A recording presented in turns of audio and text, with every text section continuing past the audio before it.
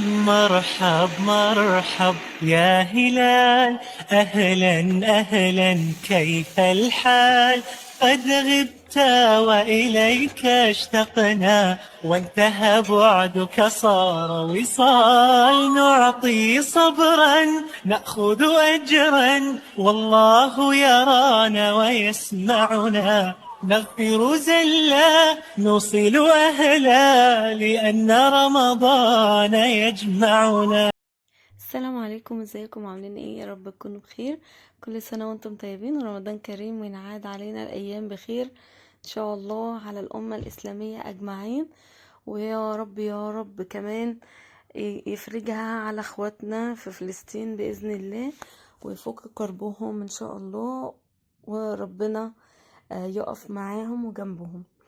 المهم طبعا زي ما انتوا شايفين، انا بدأت الفيديو ان انا بعمل الفطار. حاجة كده ان شاء الله يعني تكون يعني خفيفة على قلبكم بإذن الله، وكمان الفيديوهات اللي فاتت تكون عجباكم. والفيديوهات الجاية ان شاء الله كمان تكون تعجبكم. مش عارفة انا، معلش سامحوني بس عشان ايه، لسه في فترة نقاهة، فاللي هو لسه يعني ما استردتش كامل عافيتي، فاللي هو يعني لسه شوية ان شاء الله بإذن الله ربنا يرجع لنا عافيتنا كلنا، ويرجع لنا صحتنا كلنا. المهم كده، انا كان عندي فراخ صغيرة، كانت الفرخ حوالي كيلو وربع. الفراخ دي كانت عندي طبعا عشان خاطر انتوا عارفين اللي بتبقى لسه والدة. ف... فاللي هو ايه، كانت ماما جايباهم كمان وهي جاية.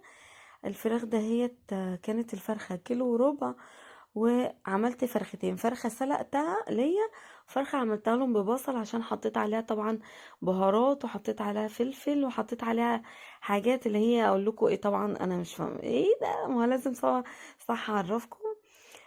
انا عملت الاول شوحت البصلايه بشويه زيت، ما حطيتش سمنه، حطيت زيت كده وشوحتها، شوحت البصلايه، بعد كده حطيت الفرخ عليها، وحطيت فلفل اسود، حطيت 7 بهارات، وحطيت ورق لورا وحبهان. بس طبعا الحبهان والورق اللورا لما تخلصي يعني لما تستوي شيليهم، لو ولادك او جوزك ما بيحبوش، عشان خاطر انا عندي ما بيحبوش الورق اللورا ولا الحبهان. يشوفوه في الاكل، يعني يقرقشوه تحت اسنانهم كده، رغم ان انا بحب جدا جدا جدا الحبهان، وبحب طعمه، وبحب ان انا ندوغه، فبيعمل ريحة حلوة جدا في البق كمان. وحطيت كمان، ضربت شوية قوطة، ضربت قطيتين كده مع بسم الله الرحمن الرحيم، في الكبة اللي كانت فيها البصل، وحطيتها عليها. وكمان سبتهم بقى يستووا مع نفسهم، وجيت على حلة تانية عملت فيها شوية لسان عصفور بمعلقة سمنة، وشوحتها علشان خاطر ان انا هاكلها. وبس كانت اكلة بسيطة جدا جدا. حمرت شوية بطاطس جنب الفراخ اللي هي البصل.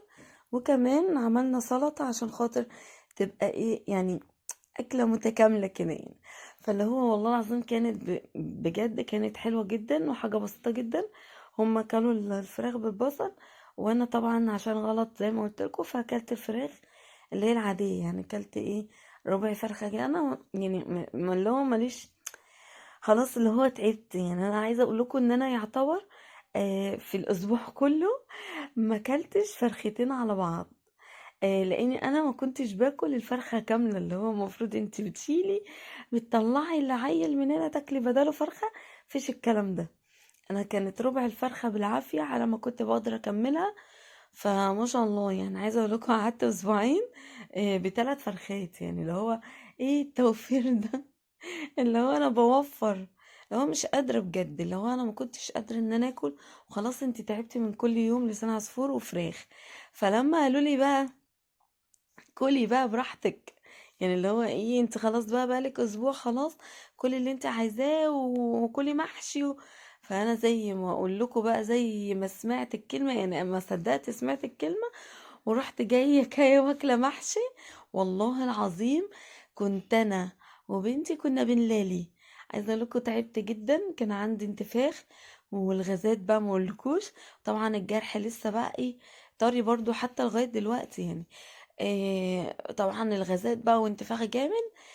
كنت بصوت من الوجع بتاع الجرح، بصوت منه. وبنتي يا عيني من كتر الغازات والانتفاخات بقت تعيط وتصرخ. قلت لهم انا غلطانه ان انا سمعت كلامكم، انا مش هعملها تاني واكل اصلا ولا عك ولا اكل توابل اصلا، حاجه فيها توابل تاني. هي كبيري يا لسان عصفور، حاجات مسلوقه، آه مش عارفه ايه تاني، يعني اللي هو حاجات اللي هي ما فيهاش بهارات كتير، انا عارفه انها مش هتأذيها. طبعا البطاطس من ضمن الحاجات اللي بتعمل غازات وانتفاخات، فبحاول ان انا اقلل منها، ما باكلش منها كتير. برضو رحت استعبطت كده وكلت بطاطس محمره، وانا بحب جدا البطاطس المحمره. للاسف برضو بهدلتني برضو وعملت انتفاخات ليا ولبنتي. من ضمن برضو الحاجات اللي هي بتزود الانتفاخات والغازات القهوة.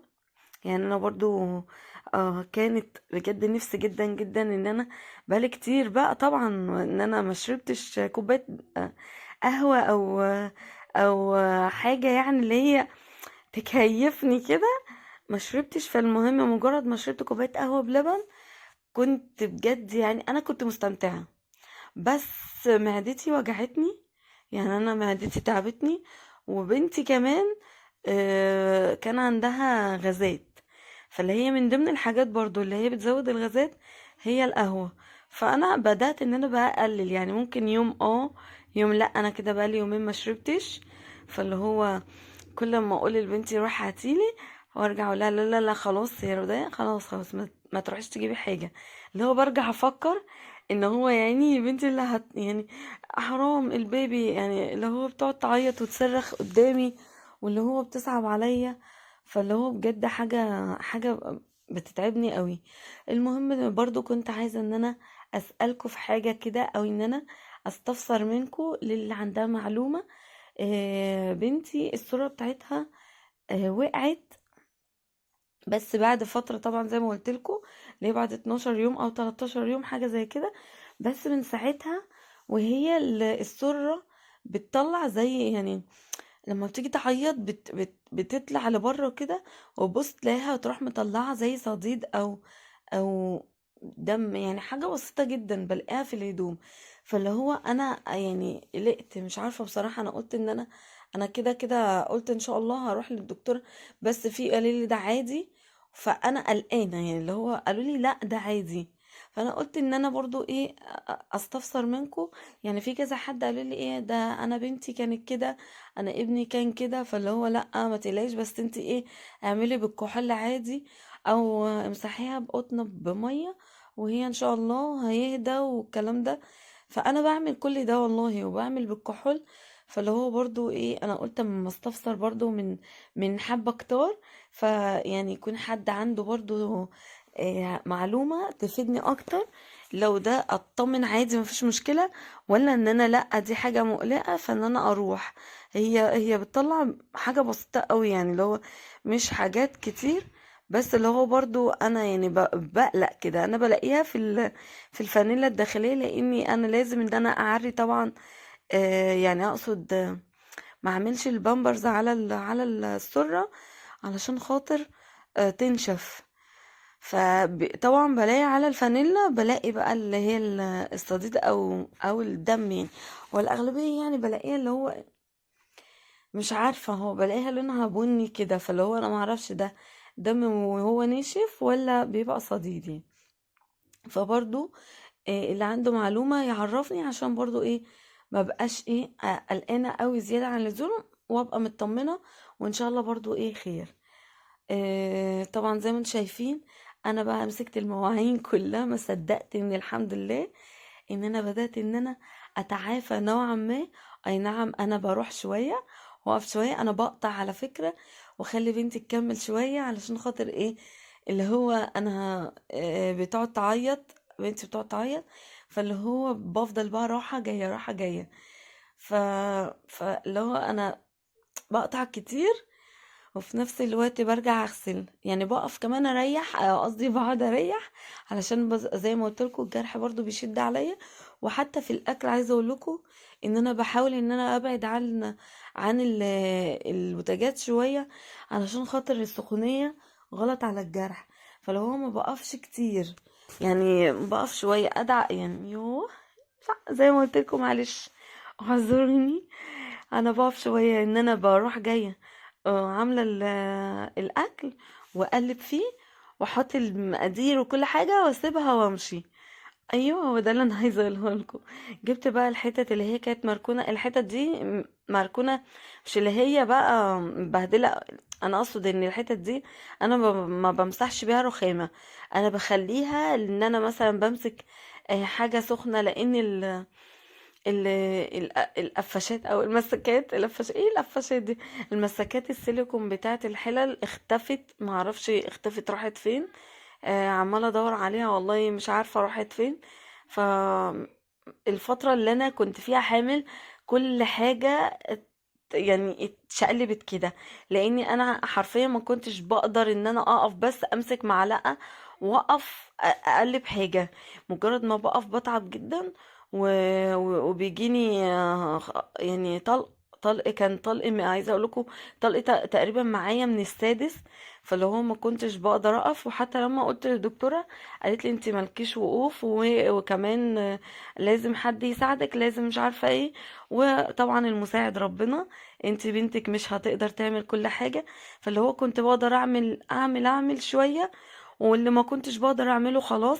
بس كانت بجد كل حاجه متدمره. حتى انتوا شفتوا كانت الاوضه عامله ازاي.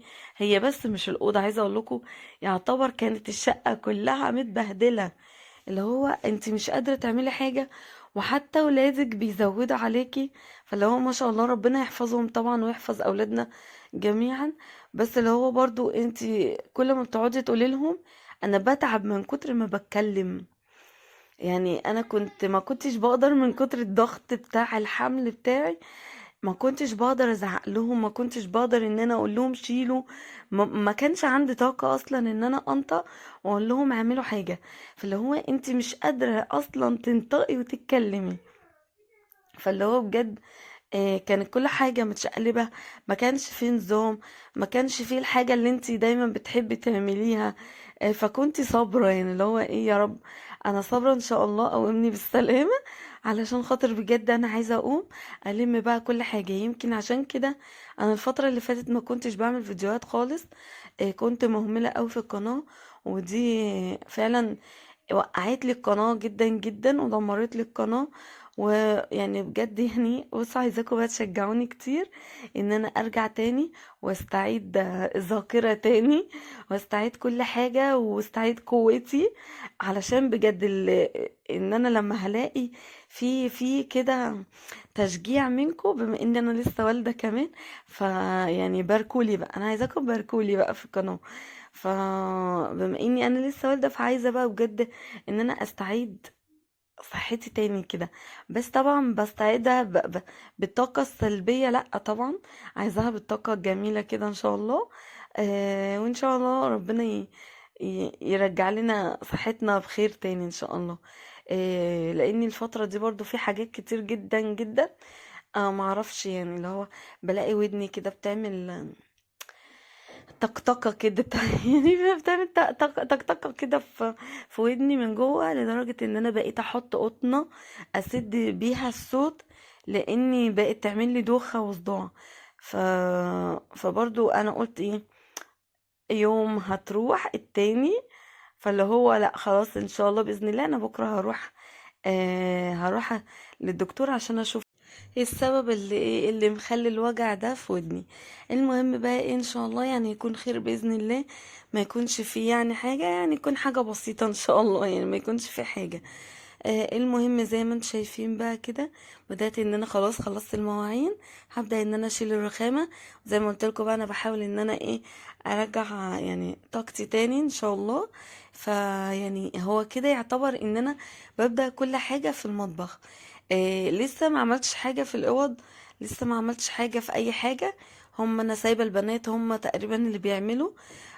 انا مهتميه اكتر دلوقتي بالمطبخ، لان هي الحاجه اللي هتخليني ابقى واقفه مستريحه. لاني فعلا انا مفيش وقت او مفيش ان انا لحق ان انا اعمل حاجه. فاللي هو يعني الحمد لله الفطار انا بعمله بمعجزه، يعني الحمد لله ان انا بعمله.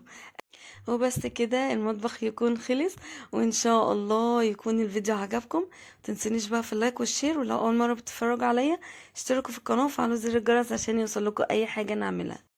كان معاكم شيماء من قناه عيش بطبيعتك مع شيم. السلام عليكم.